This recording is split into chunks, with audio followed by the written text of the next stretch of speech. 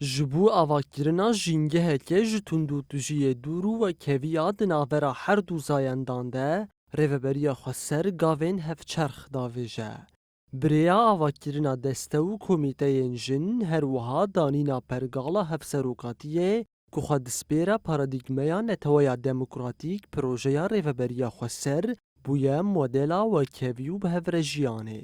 تێکەلداری 25 مژدارێ ئەندام و ڕێڤەبەرên سازیانê şehbayê tundiya li dijî jinan şermezar kirûn û gotin bisaya projeya Netewaya Demokratîk û Kevî li herêmê serwer bû.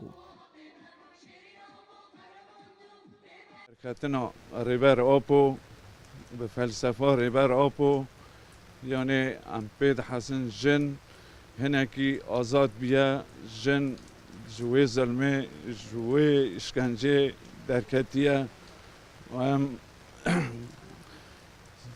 azadî ji hemû jinên dinyayê re dixwazin ji bin vê zilmê û ji vê işkencê derkeve. Peki jin pêşengtiya civakê dike jin serkeşiya her demekê dike niha wek jinên me yê Efrînê dibin destên wê çata û dijmin da niha işkence dibin, tundî dibin, di zîndana da.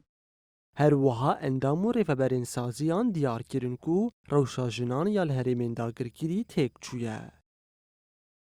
5 sal ket sala şeşê jinên me êgo di hundirê Efrînê de jiyan dikin çi îşkenceyê qirêj hene li serê wan tê meşandin, hepis tê meşandin, heta bilemê îşkenca cesedî li serê jinên me yên Efrînê û li ser hemû jinê ku di bin dagirkeriya dewleta Tirkiye de niha jiyan dike li serê Kaniyê, li Girê Spî, li Cerablusê, li Babê yani ne tenê jinên Efrînê vê işkencê dikişînê.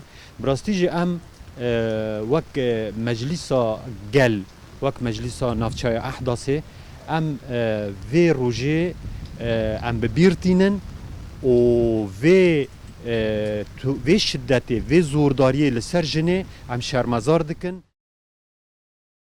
Di demekê de ku cîhan ji bo rahkirina tundiya li dijî jinan tê dikoşe, li gorî amarên ku ji herêmên dagirkirî têne wergirtin, rêjeya tundiya li dijî jinan û kuştina wan berevasteke metirsîdar ve diçe.